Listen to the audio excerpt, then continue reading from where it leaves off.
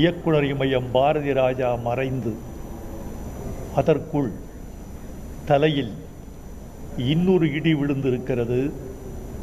பாக்யராஜின் மறைவு. பாரதி ராஜாவை புதைத்த மண்ணின் ஈரம் இன்னும் காயவில்லை. அதற்குள் பாக்யராஜின் உடலுக்கு நாம் தீமூட்ட வேண்டிய இடத்தில் காலம் நம்மை தள்ளியிருக்கிறது. பாக்யராஜின் மறைவு எனக்கு தனிப்பட்ட முறையில் ஒரு நட்பின் இழப்பு. பாக்யராஜை நீங்கள் ஒரு தனி மனிதனாக மட்டும் கருதிவிடக்கூடாது. அவர் ஒரு பன்முக கலைஞர், கதாசிரியர், எழுத்தாளர், திரைக்கதை ஆசிரியர், இயக்குனர், இசையமைப்பாளர், முடிந்தால் ஒரு பாடலாசிரியர், நடிகர், இயக்குனர், தயாரிப்பாளர். கொங்கு மண்டலத்திலே பிறந்து ஒரு சாதாரண குடும்பத்தில் பிறந்து வளர்ந்து மிக எளிய வாழ்க்கை வாழ்ந்து விளிம்பு நிலை மக்களின் எல்லா துயரங்களையும் அனுபவித்த ஒரு கலைஞன் தன் ஒரே உடம்புக்குள் இத்தனை அவதாரம் எடுத்து வைத்திருந்தார் என்பது பாக்யராஜுக்கு பெரிய பெருமை.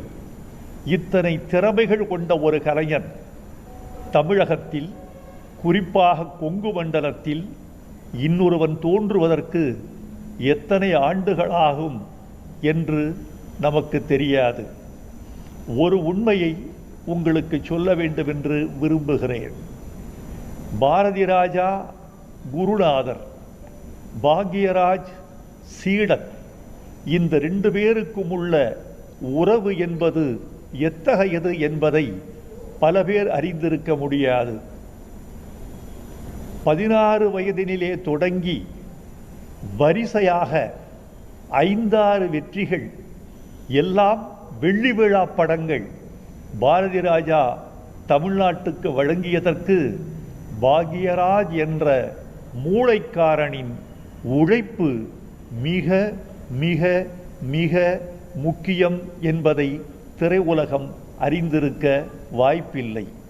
திரைக்கதை என்ற அளவில் மட்டுமல்லாமல் வசனம் என்ற அளவில் பாக்யராஜின் வசனம் மிக மிக புதுமையானது. ஒருவன் கவிதை எழுதி கொண்டிருப்பான், காதலி வருவாள், அவன் எழுதிய கவிதைகளின் தாள்களை தரையில் வைத்திருப்பான். ஒரு மாடு கோமியம் பெய்யும், அது ஆறு மாதிரி வந்து அந்த கவிதைகளை எல்லாம் நனைத்துவிடும். அதற்காக மாட்டை சென்று அந்த கவிஞன் அடிப்பான். காதலி வருவாள், ஏன் மாட்டை அடிக்கிறாய் என்று